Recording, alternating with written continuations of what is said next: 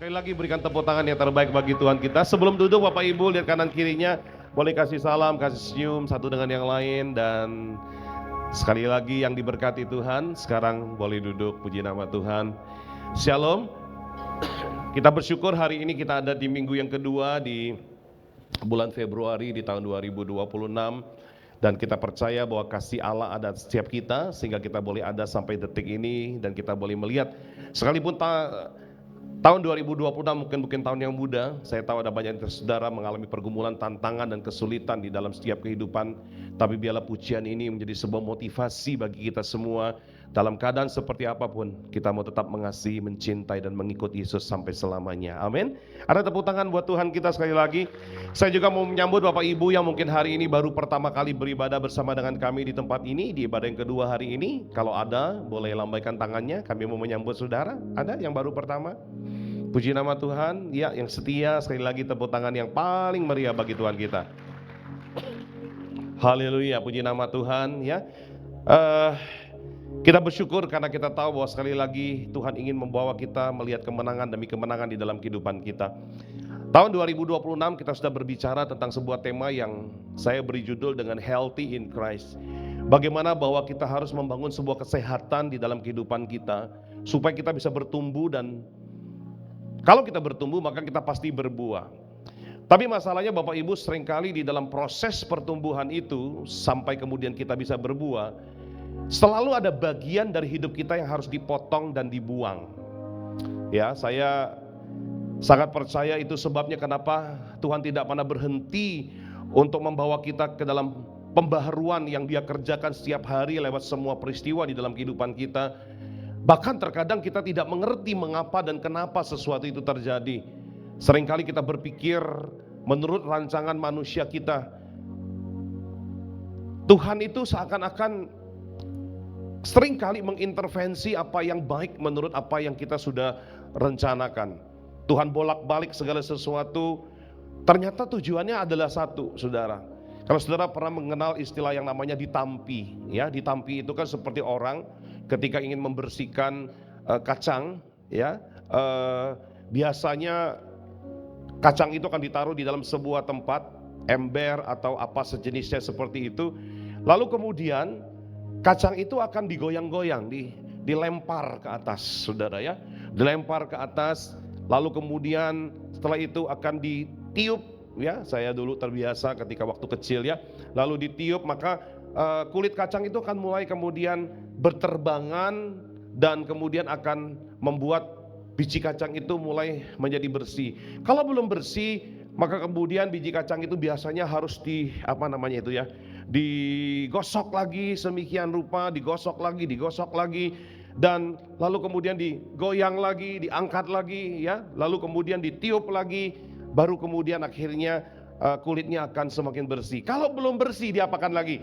Digosok lagi, saudara, digosok lagi, lalu digoyang lagi, dilempar lagi, lalu ditiup lagi. Itu adalah sebuah proses kehidupan yang sebetulnya juga menggambarkan tentang apa yang Tuhan kerjakan dalam kehidupan kita setiap hari. Kalau kita belum bersih seperti yang Tuhan mau, masih ada bagian yang harus Dia singkirkan dari kehidupan kita supaya membuat kita bisa hidup seperti yang Dia kehendaki. Maka itulah yang membuat kenapa Bapak Ibu Saudara dan saya akan tetap ada di dalam proses, akan ada di dalam ketidaknyamanan, akan ada di saat dimana kita seperti dilempar-lempar dalam ketidakpastian. Tapi percayalah, kalau engkau mengenal siapa Tuhanmu, siapa Bapa yang telah menebus dan memberikan anaknya bagimu, maka itu semua adalah bukti bahwa itu tanda Dia mengasihi saudara semua sebagai milik kepunyaannya, yang Dia mau melalui hidup yang kita hidupi, kita bisa memancarkan kemuliaannya dalam kehidupan kita. Sehingga itu sebabnya kenapa kita harus rela dalam kehidupan ini mengizinkan Roh Kudus membuang bagian-bagian tertentu dari hidup kita, termasuk apa yang baik menurut pemikiran kita. Kita ini kan seringkali suka berbeda pendapat dan berbeda pemikiran dengan Tuhan. Ada berapa banyak saudara berargumen dengan Tuhan dan berkata, aku tidak salah, Dia yang salah, kenapa aku yang diproses? Aku tidak merugikan dia yang merugikan aku, kenapa aku yang kemudian diproses? Aku tidak menyakiti dia yang menyakiti aku, tetapi kenapa aku yang diproses? Bukankah seperti itu seringkali kita bertanya kepada Tuhan? Dan karena tidak ada jawabannya, seringkali kemudian kita mulai pakai standar manusia kita dan berkata Tuhan itu tidak adil. Padahal siapa kita bisa memahami arti keadilan Tuhan? Dan itulah salah satunya kenapa kemudian kita harus siap untuk dipotong setiap hari. Dipotong dari apa yang tidak sesuai dengan yang Tuhan mau, supaya suatu kali saudara menjadi pribadi yang kalau saya bisa gambarkannya, itu bisa melewati seperti apa yang Tuhan kehendaki. Kalau saya buat contoh sederhana begini ya, di depan ini ada gambar sebuah lubang yang sudah ada bentukannya ya. Dan kita kalau mau lewat, maka kita harus sama persis dengan bentukan yang sudah dibuat itu. Kalau saudara kelebihan sedikit saja, saudara nggak bisa lewat. Nah kalau mau lewat maka apa? Harus dikikis, harus dibersihkan, ada bagian yang dibuang. Dan biasanya saudara, itu adalah sesuatu yang selalu menyakitkan buat daging kita. Tapi kalau kita tidak mau dipotong, seringkali kita tidak bisa bertumbuh. Dan kalau kita tidak bisa bertumbuh, kita tidak bisa berbuah. Beberapa 1 bulan terakhir saya panen buah, sekalipun tidak banyak, cukuplah untuk anak istri saya menikmatinya. Buah mangga. Saya tanam 5 tahun yang lalu dan belum berbuah-buah. Lalu beberapa saat yang lalu, kira-kira beberapa bulan yang lalu lah ya, itu satu cabang daripada dahan pohon mangga itu sakit. Saya coba cari tahu, ternyata ada ulat pengerat batang yang kemudian menggerogoti tengah dahan yang sakit itu. Saya coba obati dengan berbagai macam cara yang saya pelajari dari YouTube dan sebagainya, tapi tidak sembuh-sembuh juga.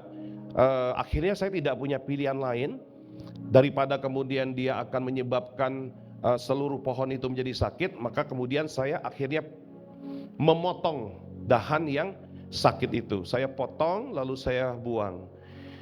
Tahukah saudara apa yang terjadi? Sisa ranting yang tidak terbuang itu justru ternyata pada saat kemarin ada musim berbunga yang mengeluarkan bunga. Satu pohon dahan yang lain tidak ada yang berbunga, apalagi menghasilkan buah. Tapi satu dahan yang rantingnya tersisa dari dahan yang saya potong itu justru mengeluarkan bunga. Dan itulah yang kemudian akhirnya hari ini kami bisa nikmati buahnya.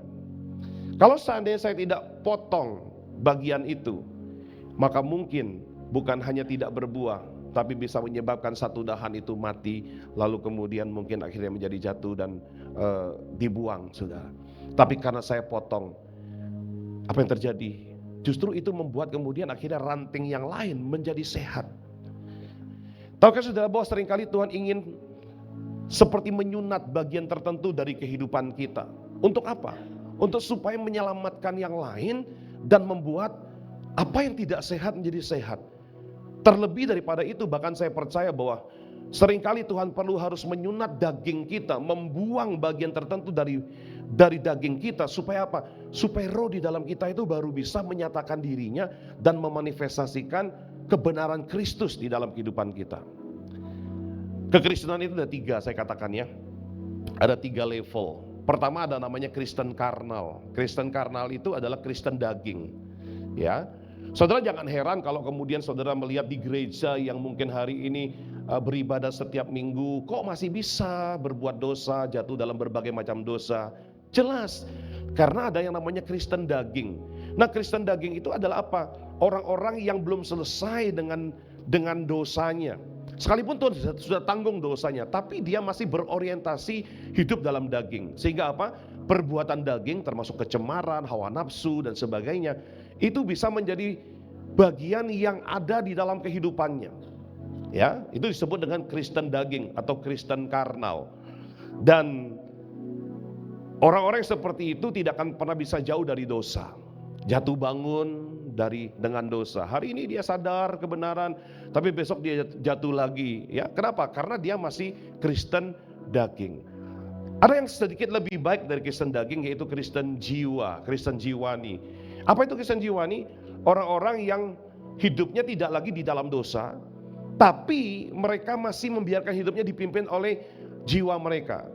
Di dalam jiwa ada apa? Di dalam jiwa itu ada pikiran, perasaan, dan kehendak. Mereka masih sensitif, mereka masih gampang sekali disentuh jiwanya, membuat mereka mengalami berbagai macam kondisi, dan akhirnya mereka sulit untuk bisa memberi ruang bagi kebenaran menyatakan dirinya. Waktu ketika Roh Kudus berkata, kasihi, tapi karena dia masih Kristen jiwa, perasaannya yang kemudian mengambil alih, meresponi apa yang terjadi, maka dia tidak mampu mengasihi, dia tidak mampu mengampuni. Kenapa? Karena jiwanya yang mengambil alih hidupnya. Ya, sehingga apa yang terjadi? Kita nggak bisa menjadi orang Kristen rohani kalau kita hidup sebagai Kristen jiwani. Nah, baik itu Kristen karnal ataupun Kristen jiwani di dalam Alkitab disimpulkan menjadi satu, yaitu disebut sebagai manusia daging. Maka itu sebabnya kenapa daging itu tidak semuanya buruk, ada baiknya juga. Dari sisi karnal itu daging semuanya buruk karena dia berhubungan dengan dosa. Tapi dari sisi jiwa, jiwa itu bisa memproduksi apa? Memproduksi akhlak, budi pekerti, bahkan agama. Itu sebetulnya lahir dari buah ide jiwa manusia. Maka dia bisa memiliki sifat baik. Tapi ingat, apakah itu yang jahat ataupun itu yang baik? Tapi kalau dia bersumber dari daging, Alkitab berkata daging itu sama sekali tidak berguna. Kenapa daging tidak berguna? Karena daging akan selalu bekerja membatasi manusia roh kita. Sementara yang Tuhan mau, saudara tidak hidup lagi dengan mengandalkan manusia daging saudara. Saudara diberikan oleh Allah Roh Kudus di dalam saudara. Tujuannya adalah apa? Untuk menolong kita di dalam segala sesuatu, supaya kita mampu memanifestasikan Kristus lewat hidup kita. Tapi kalau daging kita selalu menjadi tembok, yang selalu menjadi barrier atau pembatas, penghalang, yang membuat roh kita tidak bisa memanifestasikan Kristus yang ada di dalam kita, itu yang membuat kita tidak pernah bisa menjadi manusia rohani. Sehingga segala sesuatu yang kita lakukan dalam kehidupan kita, termasuk mencoba untuk berkenan kepada Allah, itu juga adalah hasil usaha daripada manipulasi jiwa kita. Dengar saudara, itulah sebetulnya menjadi masalah pergumulan terbesar kita di dalam kehidupan kita sebagai orang percaya. Saudara tidak lagi sepenuhnya bergumul dengan dosa. Mungkin saya percaya semua kita sudah lepas dari manusia karnal. Kita sudah tahu kebenaran, tidak boleh melakukan hal-hal yang bersifat namanya dosa dan kedagingan. Tapi masalahnya mengalahkan sesuatu yang jauh lebih penting daripada itu, yaitu aku atau diri kita sendiri. Itu yang seringkali belum mampu kita lakukan. Itu sebabnya kalau kita mau lihat dalam kehidupan kita hari ini, hampir semua masalah yang kita harus tuai di dalam kehidupan kita setiap hari, itu tidak pernah jauh disebabkan dari sumber yang bernama keakuan kita. Semua, hampir saya katakan semua, masalah yang hari ini harus kita tuai dalam kehidupan kita, itu sebetulnya adalah bukti belum mampunya kita mengalahkan musuh yang terbesar di dalam kehidupan kita, yaitu diri kita sendiri. Kenapa? Karena banyak orang lebih suka mengalahkan yang di luar mereka, tanpa mereka mengerti bahwa kalaupun mereka menang dengan yang di luar mereka, tapi kalau tidak menang dengan yang di dalam diri mereka, mereka tidak bisa menikmati kemenangan seperti yang Tuhan janjikan. Karena itulah hari ini khotbah saya lanjutkan. Di minggu yang lalu saya berbicara tentang spiritual man. Hari ini saya mau berbicara tentang judul yang saya berikan dengan menang atas aku. Katakan sama-sama dengan saya, 2, 3, menang atas aku, ya, bukan menang atas kamu, ya, tapi menang atas aku. Saudara, mari kita lihat sama-sama Matius pasalnya ke-16 ayat 21. Saya akan bacakan buat kita semua sampai ayat 25. Nanti saya akan berhenti di beberapa bagian. Sejak waktu itu Yesus mulai menyatakan kepada murid-muridnya bahwa ia harus pergi ke Yerusalem dan menanggung banyak penderitaan dari pihak tua-tua, imam-imam kepala, dan ahli-ahli Taurat, lalu dibunuh dan dibangkitkan pada hari ketiga. Tetapi Petrus menarik Yesus ke samping dan menegur dia, katanya, Tuhan, kiranya Allah menjauhkan hal itu sekali-kali takkan menimpa engkau. Maka Yesus berpaling dan berkata kepada Petrus, "Enyala iblis, engkau suatu batu sandungan bagiku, sebab engkau bukan memikirkan apa yang dipikirkan Allah, melainkan apa yang dipikirkan manusia." Lalu Yesus berkata kepada murid-muridnya, "Setiap orang yang mau mengikut aku, ia harus menyangkal dirinya, memikul salibnya dan mengikut aku. Karena barang siapa mau menyelamatkan nyawanya, ia akan kehilangan nyawanya. Tetapi barang siapa kehilangan nyawanya karena aku, ia akan memperolehnya." Katakan amin.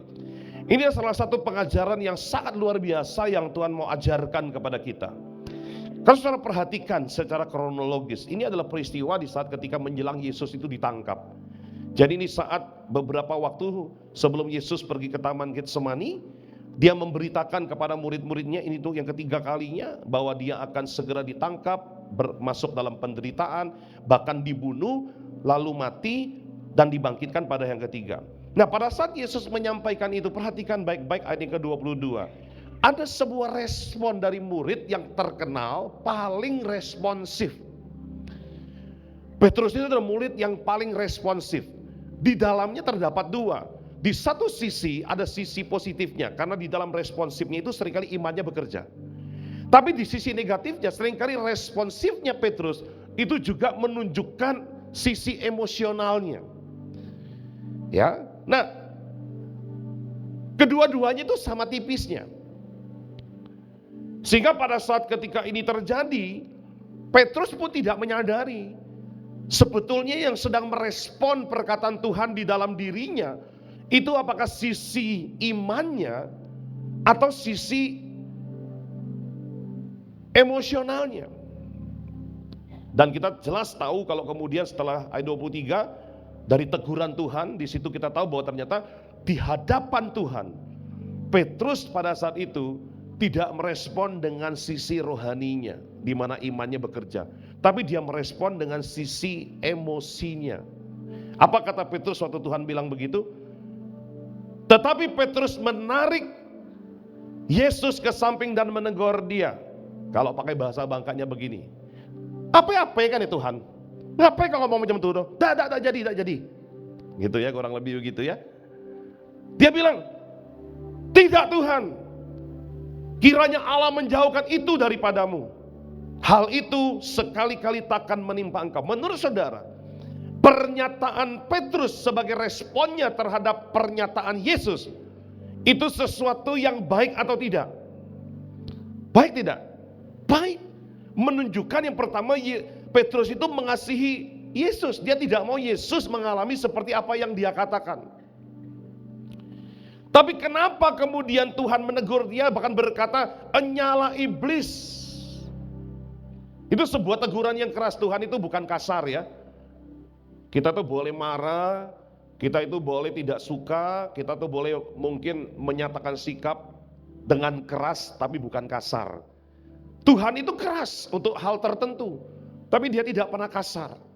Dia berkata kepada Petrus, "Enyala iblis, engkau suatu batu sandungan bagiku, sebab engkau bukan memikirkan apa yang dipikirkan Allah, melainkan apa yang dipikirkan manusia." Saudara tahu, ketika Petrus merespon dengan sisi manusianya, atau sisi yang lebih tepatnya saya sebut dengan sisi dagingnya, maka pada saat itulah bahkan dia tidak bisa melihat secara utuh kebenaran yang sebetulnya Yesus katakan. Kalau saudara lihat ayat 21 kembali, di situ Yesus berkata begini, "Sejak waktu itu Yesus mulai menyatakan kepada murid-muridnya bahwa ia harus pergi ke Yerusalem dan menanggung banyak penderitaan dari pihak tua-tua, imam-imam kepala, dan ahli-ahli Taurat, lalu dibunuh." Dalam pemikiran Petrus, kalau dibunuh maka kemudian apa yang terjadi? Yesusnya akan apa? Mati. Tapi sayangnya lihat, karena dia hanya merespon dengan daging, dia tidak bisa melihat kebenaran itu secara utuh. Dia hanya berhenti kepada sad endingnya, bukan kepada happy ending. Karena ayat ini tidak berhenti sampai di situ. Ayat ini masih dilanjutkan dengan kalimat, "dan dibangkitkan pada hari ketiga." Ada berapa banyak kita gagal memahami kehendak Allah dalam kehidupan kita secara utuh karena kita tidak merespon dengan cara yang benar. Kita hanya mengandalkan emosi dari kemanusiaan kita untuk mencoba menerjemahkan sesuatu yang sebetulnya tidak mungkin bisa kita pahami tanpa kita melibatkan Roh Tuhan di dalam kita. Makanya Yesus berkata kepada Petrus, kamu memikirkan apa yang dipikirkan manusia, bukan apa yang dipikirkan oleh Allah.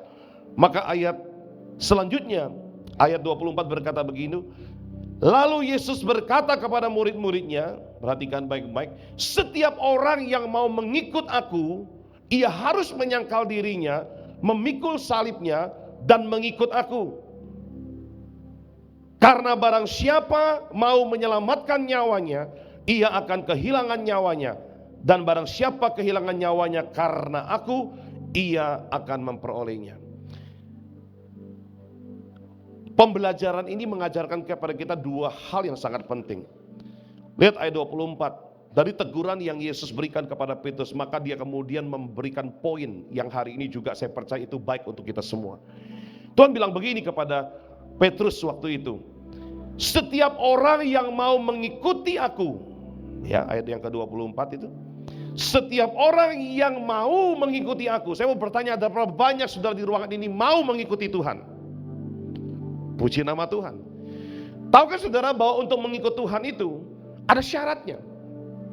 Dan Yesus menyatakannya lewat ayat ini. Apa syaratnya? Ada dua. Yang pertama, sangkal diri. Yang kedua, pikul salib. Masih mau mengikuti Yesus? Kalau saudara mau mengikuti Yesus, maka ini syaratnya. Sangkal diri, pikul salib. Kenapa Tuhan mau kita sangkal diri? Karena kalau engkau tidak mampu menyangkal dirimu sendiri, maka engkau tidak akan pernah bisa mengerti kehendak Allah secara utuh.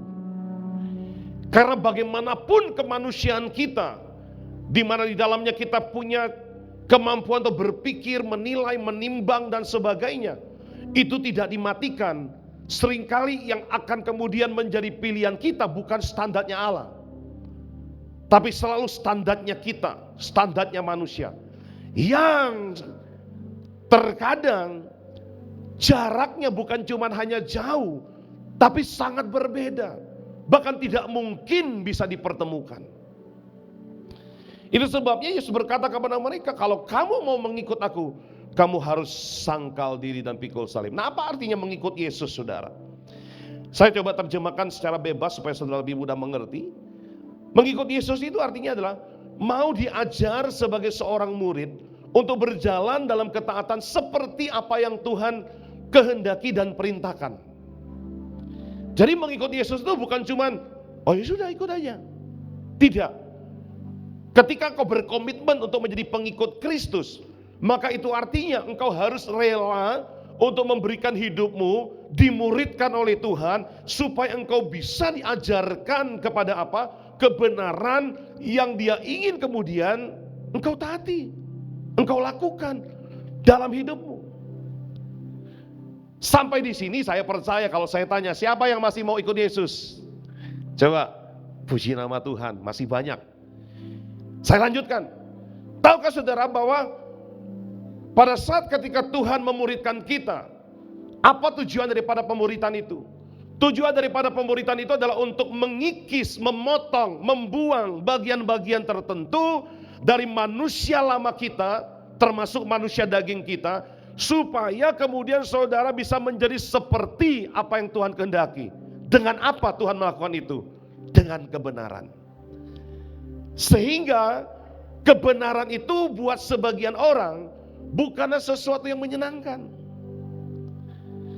Karena kebenaran akan menjadi sebuah pisau yang sangat tajam untuk membedah hidup kita, membersihkan hidup kita, menyingkirkan bagian-bagian tertentu dari dalam hidup kita, supaya kemudian kita bisa menjadi seperti apa yang Tuhan mau. Dan bagian ini akan mulai menjadi sesuatu yang tidak menyenangkan. Dan banyak orang di awal itu menggebu-gebu ikut Tuhan, tapi mulai redup. Perlahan demi perlahan mulai undur satu langkah demi satu langkah. Waktu mereka menyadari bahwa ternyata ikut Tuhan itu harus pikul salib dan sangkal diri. Dan itu secara daging tidak pernah menyenangkan. Apa buktinya, Pak? Saya kasih contoh ayat di Alkitab. Ya. Matius pasal 5 ayat 38 sampai 44. Ini adalah salah satu pengajaran Tuhan Yesus. Tuhan berkata begini, ayat 38. Kamu telah mendengar firman. Firman yang pertama ini adalah Taurat. Karena dia sedang berkonteks berbicara dengan orang Yahudi pada saat itu, ya. Tuhan bilang begini, kamu telah mendengar firman, mendengar Taurat. Apa kata Taurat? Mata ganti mata, gigi ganti gigi. Kalau orang jahat kepadamu, maka kamu harus juga jahat kepada orang itu. Kalau orang baik, baik. Kalau orang jahat, jahat. Itu kan mata, ganti gigi ganti gigi. Tetapi aku berkata, perhatikan, itu standarnya dunia. Tapi Tuhan berkata standar kebenaranku adalah, janganlah kamu melawan orang yang berbuat jahat kepadamu, melainkan siapapun yang menampar pipi kananmu, berilah juga kepadanya pipi kirimu. Mudah atau sukar? Mudah atau gampang? Susah atau mudah? Susah. Susah buat kita yang masih hidup di dalam daging, tapi akan menjadi mudah buat kita yang sudah mati terhadap diri sendiri. Yesus tidak bicara soal harfiah sebodoh itu ya. Kalau kita ditampar pipi kanan dikasih pipi kiri. Ini ilustrasi tentang respon. Dan kepada orang yang hendak mengadukan engkau karena menggingini bajumu, serahkanlah jubamu. Orang minta baju, justru Tuhan bilang serah apa? Jubah. Siapapun yang memaksa kau berjalan 1 mil, berjalanlah bersama dengan dia sejauh 2 mil. Tuhan beri standar namanya kebenaran yang selalu ekstra. Kamu telah mendengar, ayat 42. Berilah kepada orang yang meminta kepadamu dan janganlah menolak kepada orang yang mau meminjam daripadamu. Ini semua adalah sesuatu yang tidak mudah. Ya. Berilah kepada orang yang meminta kepadamu, jangan menolak orang yang mau meminjam daripadamu. Sekalipun terkadang kita bisa mengalami kesusahan tersendiri karena meminjamkan. Saya kemarin bercerita, seringkali saya katakan dalam hidup saya, hanya karena meminjamkan, malah akhirnya kita harus mengalami masalah. Bahkan terpaksa, bahkan kita harus malah meminjam kembali. Tapi inilah standar Tuhan. Secara daging tidak menyenangkan. Seringkali dalam kehidupan kita firman Tuhan itu akan selalu, kalau kita respon dengan manusia kita, merugikan kita. Selalu. Tapi ini yang saya tahu, bahwa kebenaran itu akan selalu membawa kita kepada kemenangan. Karena kebenaran yang sejati yang kita hidupi dalam kehidupan kita, itu akan melakukan bagian yang paling penting, yaitu mengikis hidup kita dan membentuk kita menjadi manusia baru di dalam Tuhan. Kamu telah mendengar firman, kasihilah sesamamu manusia dan bencilah musuhmu. Cengli dong. Kalau orang baik sama kita, kita kasihi. Tapi kalau orang tidak suka sama kita, kita benci. Kan cengli. Itu kan dunia bilang begitu ya. Tapi Tuhan bilang begini, aku berkata kepadamu, kasihilah musuhmu dan berdoalah bagi mereka yang menganiaya kamu. Nah, saya mau bertanya menurut saudara, semua ini kira-kira mudah atau sulit? Menyenangkan atau tidak? Bahkan buat sebagian orang, ini mungkin atau tidak mungkin? Jawabannya simple, sulit, tidak menyenangkan, dan tidak mungkin. Betul gak kira-kira? Tapi apakah seperti itu Tuhan mengajar kita, memberi kita sesuatu untuk kemudian kita tidak melakukannya dengan alasan tidak mungkin Tuhan, tidak menyenangkan Tuhan, sulit Tuhan? Justru kita dimuridkan supaya apa? Yang sulit bagi daging kita itu menjadi mungkin. Yang tidak menyenangkan bagi daging kita itu menjadi menyenangkan secara roh. Yang mustahil bagi daging kita itu menjadi tidak mustahil bagi manusia rohani kita. Dan itu sebabnya kita diproses. Saya beberapa hari yang lalu, sebulan yang lalu lah kurang lebih ya, saya sudah berproses mengurus surat tanah. Ada satu bidang tanah punya peninggalan orang tua kami. Surat yang lama ada di saya, ya. Tapi karena memang sudah lama tidak kami urus, ternyata tanah itu di kanan kirinya sudah digarap orang. Surat yang lama itu ada sekitar sekian hektar ya, hampir 4,5 atau 4, berapa lah, saya lupa persisnya. Jadi kemarin karena saya pikir ini sudah mulai banyak yang harus kemudian diurus, jadi saya mulai urus. Dan apa yang terjadi waktu ketika pengukuran, ternyata batas-batas yang dulu pernah kita taruh itu sudah hilang semua karena depan, kanan, kiri itu semua sudah dikerjain oleh orang ya, dengan tambang dan sebagainya. Jadi waktu ketika pengukuran, saya terus terang sudah tidak hafal lagi karena memang tanda-tanda yang dulu pernah ditinggalkan sebagai bukti batas tanah itu sudah tidak ada. Lalu pada saat pengukuran kemudian saya dipertemukan dengan pihak-pihak yang bersebelahan dengan tanah itu, dan beberapa orang itu memang saya kenal secara karakter ya, saya tahu persis karena saya pernah tinggal satu daerah, dan saya tidak mau ribut gitu ya. Saya pikir dari dulu papa saya mengajarkan saya bahwa tidak boleh ribut untuk apapun yang kita mau minta diberkati Tuhan gitu ya. Jadi akhirnya kemudian pada saat pengukuran saya datang dengan beberapa petugas, lalu kita mulai ukur, tarik, lalu kemudian setelah itu selesai pengukuran pertama, lalu ada datang komplain gitu ya, karena disesuaikan, datang komplain, lalu dikatakan bahwa itu batasnya salah segala macam. Saya jujur, saya tidak mau berbohong, saya bilang iya, saya sudah tidak tahu lagi mana batasnya. Dan akhirnya kemudian sempat ya dengan petugas, bukan dengan saya, itu terjadi satu perdebatan. Akhirnya saya ambil keputusan sederhana begini. Saya bilang begini saja. Saya bilang, kamu tolong tunjuk saja di mana batas yang benar menurut kamu. Lalu dia sedikit agak mau ngotot, mungkin dia pikir saya mungkin ada maksud lain. Saya bilang enggak. Kamu tunjuk saya di mana batas yang benar menurut kamu. Sudah. Lalu akhirnya kemudian dia ambil kayu, dia tancap di situ, tek. Saya bilang, di sini kamu sudah yakin? Sudah. Saya bilang oke, di sini. Saya nggak mau tarik meter lagi. Saya bilang oke, di situ nggak apa-apa. Memang kemudian waktu setelah surat itu dibuat, kami kemudian dapat hasil rincian luasannya. Dari 4 sekian hektar itu ternyata akhirnya cuma tersisa 3 sekian hektar. Hampir kurang lebih 1 hektar itu tidak jelas dan tidak tahu lagi. Secara manusia rugi. Tapi saya telepon adik saya bilang, pokoknya sudah, kita tidak mau ribut. Dan saya bilang, seberapa yang terukur hari ini, itu yang kita terima dan itu menjadi hak kita. Dan akhirnya sudah selesai, surat diproses dan sebagainya. Saya tidak berkata kalau begitu saudara semua mesti seperti saya ya. Silakan saudara mungkin bisa lebih berhikmat dari saya, ya silakan gitu ya. Jangan sampai saudara bilang budu apa pendeta tuh ya. Ini memang cuma untuk yang sudah berpengalaman saja. Ya. Dulu waktu kita bangun gereja ini juga sama. Kita beli tanah ini, lalu kita ukur waktu itu dengan petugas. Setelah diukur, karena dulu jalannya kan kecil, jadi jalan itu kecil, terjadi pelebaran, maka kemudian tentu ya semua pihak sudah tidak tahu di mana posisi as jalannya. Jadi singkat cerita kita bilang oke lah, kalau begitu kita ukur saja dari as jalan yang sekarang ada, jadi supaya adil gitu ya. Yang sebelah sana dapat tengah, kita kasih dapat tengah. Cuman yang di belakang ini dulu, yang di belakang ini sebelum pemilik yang sekarang itu nggak setuju. Dia bilang nggak bisa. Ini harus diukur dari seberang jalan sana. Ya, kita waktu itu surat sudah jadi sampai di camat. Lalu kemudian kita sudah bangun fondasi. Saya sudah siap mau bikin pagar waktu itu, fondasi semua sudah selesai. Dia bilang nggak bisa. Jadi waktu diukur itu selisih kurang lebih ada 3 meter. Karena dia kami ngambil dari as tengah jalan.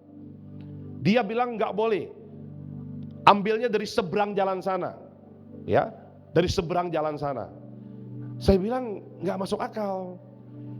Tapi karena saya selalu ingat untuk apapun yang mau diberkati jangan ribut dengan itu, makanya saya pikir sudahlah. Saya bilang oke lah. Waktu itu ada beberapa teman-teman sedikit emosi juga, mereka tidak setuju, mereka bilang nggak bisa begitu seenaknya gitu ya. Tapi saya bilang sudah, nggak apa-apa.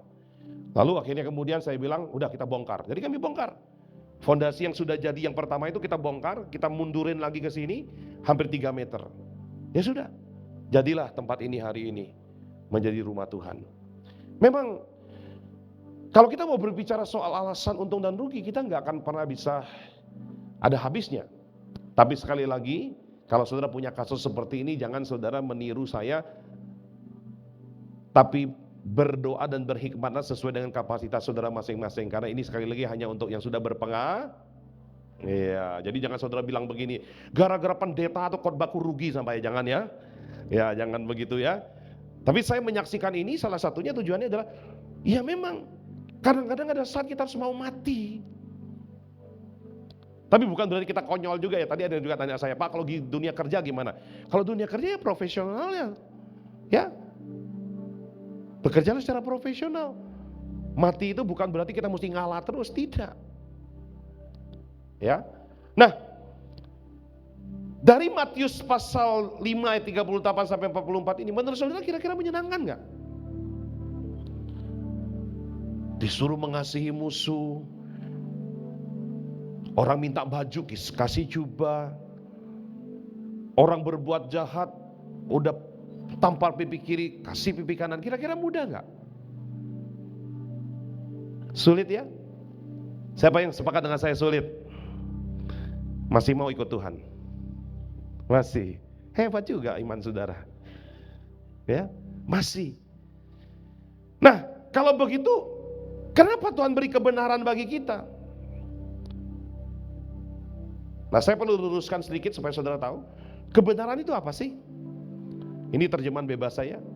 Kebenaran itu adalah bukan tentang apa yang baik menurut kita. Kebenaran itu adalah melainkan tentang apa yang baik menurut Tuhan. Ya. Kalau kita berpikir kebenaran itu adalah apa yang baik menurut kita, saudara nggak akan pernah bisa melakukan kebenaran. Kenapa Tuhan memilih untuk menjadikan kebenaran itu sebagai sesuatu yang baik menurut Dia? Karena ada banyak kebaikan dari diri kita sebagai manusia yang perlu dipotong, yang perlu dihancurkan, yang perlu diremukkan. Memang sakit, tidak menyenangkan, merugikan, bahkan mustahil untuk kita lakukan. Gimana sih caranya mengasihi musuh? Mengasihi istri aja susahnya setengah mati, mengasihi suami aja susahnya setengah mati. Cobain suami istri bilang sama sebelahnya, coba. Senggol. Kunipan tiang miang. Ya kan? Ini disuruh mengasihi musuh. Gimana caranya? Itu sebabnya saudara harus mengerti mengapa kita tidak pernah bisa menikmati janji daripada kebenaran Tuhan dalam hidup kita. Karena salah satunya adalah kita belum mati. Kita belum mampu menang terhadap aku. Sehingga Tuhan yang mengasihi kita tidak akan pernah berhenti berproses. Dia pakai kebenarannya untuk apa? Untuk membentuk ulang hidup kita, memotong bagian-bagian tertentu dari hidup kita, supaya kemudian menjadi pas dengan apa yang menjadi kehendaknya. Dan itulah fungsi kebenaran. Jadi kalau saudara ke gereja, saudara mendengar khotbah, saudara membaca Alkitab, bertemu dengan bagian-bagian yang tidak menyenangkan, jangan buru-buru di-delete. Jangan buru-buru mengalihkan fokus, jangan buru-buru kemudian meninggalkan firman itu. Jangan-jangan yang tidak menyenangkan buat daging saudara itu adalah sesuatu yang sedang memberitahu saudara bahwa Tuhan sedang bekerja untuk memotong bagian itu. Karena kalau kita nggak dipotong, seperti pohon mangga di rumah saya, tidak ada buah. Itu sebabnya terkadang Tuhan sakiti kita lewat Dia, gitu ya. Tuhan sakiti kita lewat keadaan, lewat orang lain, dalam tanda kutip. Untuk apa? Untuk membuat saudara dan saya dapat menjadi seperti yang Dia mau.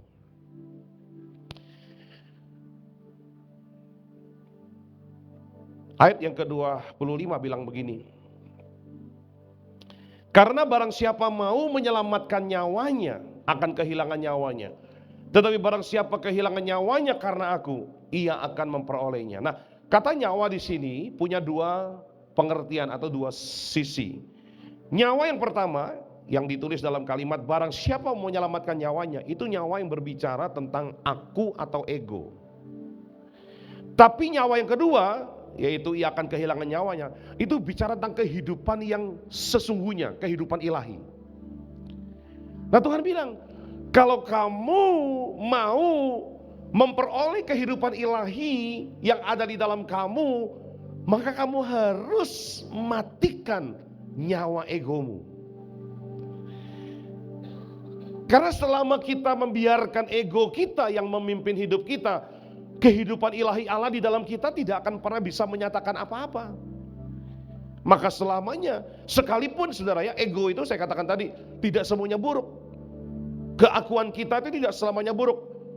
Keakuan kita tuh bisa mengajarkan kita tentang budi pekerti, kebaikan, etika, bahkan agama. Tapi daging tetap tidak berguna. Karena daging itu harus dimatikan. Maka proses-proses dalam kehidupan kita itu tujuannya tidak lain adalah untuk mematikan daging kita, mematikan diri kita. Berapa lama saudara? Tergantung seberapa cepat saudara mengizinkan Roh Kudus untuk memperbaharui hidupmu, supaya manusia lamamu mati digantikan dengan manusia baru, sehingga Roh Kudus dapat memanifestasikan keberadaannya di dalam kita dengan buah-buah roh. Saya tutup dengan cerita ini. Kemarin disampaikan juga oleh Saudari Heni di doa pagi. Ya, coba lihat gambar ini. Daud dan Goliat.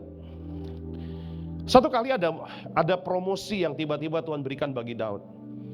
Kita semua tahu ceritanya dalam Alkitab, bagaimana Daud itu kemudian dipilih oleh Allah, seorang anak muda yang tidak punya pengalaman apa-apa, untuk diurapi oleh Samuel, dan pengurapan itu berjudul pengurapan sebagai raja. Artinya Daud secara roh diurapi sebagai raja, tapi secara fakta apakah dia langsung tiba-tiba jadi raja? Tidak. Allah membawa Daud dalam sebuah proses. Kita tidak mengerti, kalau mungkin kita tidak baca dengan tuntunan Roh Kudus, kita tidak mengerti. Kita cuma baca itu sekira seperti sebuah buku cerita. Oh Daud, oh penggembala kambing domba, oh papanya Isai, oh dia punya saudara-saudara semuanya kakak-kakaknya tentara, bekerja ikut Saul. Kita cuma hanya, oh begitu aja. Begitu. Tapi itu kan saudara bahwa ternyata semua cerita yang kita sebut sebagai cerita itu di dalam Alkitab, itu adalah merupakan satu rangkaian peristiwa yang didesain oleh Allah untuk sebetulnya memproses tokoh yang ada di dalamnya, tapi juga mengajari kita lewat proses mereka.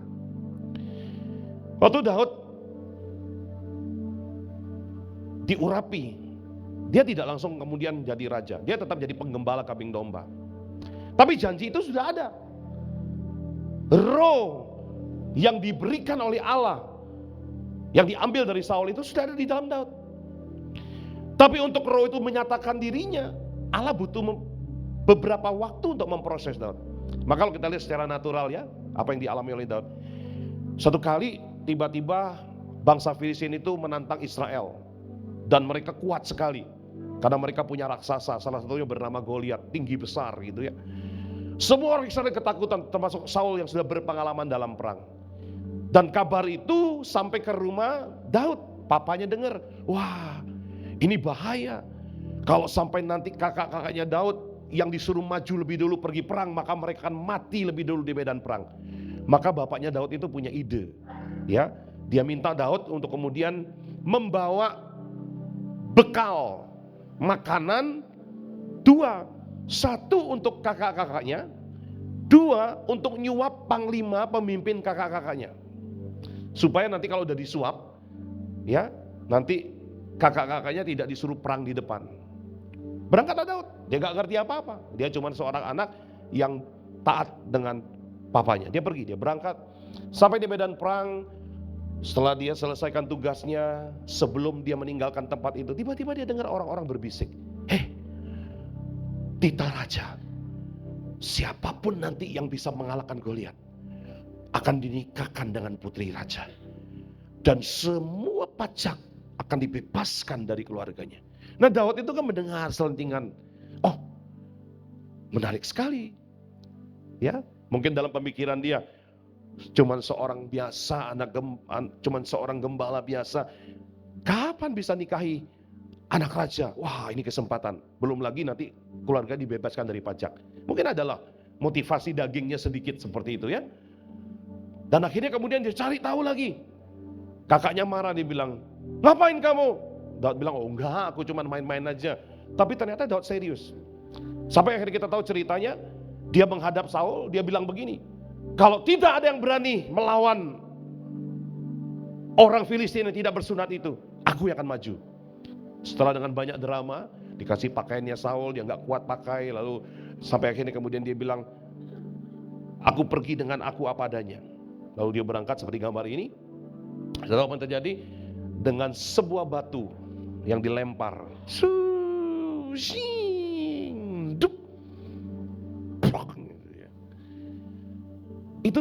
itu terjadi tidak lebih dari hanya beberapa menit. Artinya kalau saya bisa simpulkan begini, hanya butuh waktu 1 hari bagi Daud mengalahkan Goliat. Dan hari itu dia dikenal sebagai pahlawan seantero Israel. Ya. Tapi apakah langsung dia jadi raja? Tidak, promosinya cuma naik jadi ajudan Saul, lalu jadi panglima perang Saul, mentok di situ. Setelah itu saudara cerita Daud apa yang terjadi? Saul menjadi iri karena kemenangan yang diberikan oleh Allah melalui Daud. Dan sejak satu peristiwa di mana ketika Daud pulang berperang, orang perempuan Israel bernyanyi, Daud mengarahkan beribu-ribu, Daud mengalahkan berlaksa-laksa, dan itu memainkan hati Saul. Dan sejak itu Saul hanya hidup dengan satu tujuan, membunuh Daud. Dan itu hari pertama Daud harus lari, bersembunyi, pergi ke tempat-tempat yang sangat menyedihkan. Bahkan saudara, berkali-kali dia harus menyakiti diri sendiri. Satu peristiwa bahkan Daud karena saking takutnya kepada Saul, dia berpura-pura gila dan sebagainya. Bukan Daud tidak pernah punya kesempatan untuk membunuh Saul. Berkali-kali dia punya kesempatan. Satu peristiwa dicatat oleh Alkitab, pada saat Saul sedang buang hajat, Daud ada di belakang tempat di mana dia sedang duduk. Sangat mudah bagi Daud untuk mengambil pedang lalu menancapkannya ke tubuh Saul dan Saul mati. Tapi ini yang Daud cuma lakukan, dia ambil pedang, dia potong ujung jubah daripada Saul untuk memberitahu bahwa aku ada di situ dan aku bisa membunuhmu. Tapi dia tidak pernah sentuh Saul. Waktu semua orang bertanya kepada dia, kenapa tuanku Daud tidak membunuh Saul? Dia bilang, tidak layak bagiku untuk mengusik orang yang diurapi oleh Tuhan. Dia pegang kebenaran itu. Secara daging saudara, bayangkan, dia hidup dalam pengejaran, lari ke sana sini, menderita sedemikian rupa. Secara daging, kalau dia mau ambil keputusan juga dengan daging, dia bisa bunuh Saul seketika. Tapi dia tidak biarkan kebenaran itu kalah dengan dagingnya. Aku tidak mengusik orang yang diurapi oleh Allah. Sampai akhirnya Saul itu mati sendiri di medan perang. Berapa lama Daud hidup seperti itu? Kurang lebih 10 tahun. Satu hari dia bisa menang melawan Goliat. Tapi dia butuh 10 tahun untuk menang terhadap dirinya sendiri. Saudara bisa menang dengan orang yang ada di luar saudara. Dengan musuh dalam tanda kutip yang ada di luar saudara. Hari ini pun kau bisa menang. Tapi pertanyaannya, bisakah kau menang dengan dirimu sendiri? Daud hanya butuh 1 hari untuk menjatuhkan Goliat. Tapi dia butuh 10 tahun untuk mengalahkan Saul di dalam dirinya. Sehingga saya berdoa, di tahun 2026 tidak ada lagi alasan yang kita pakai untuk membenarkan atau menyalahkan sesuatu.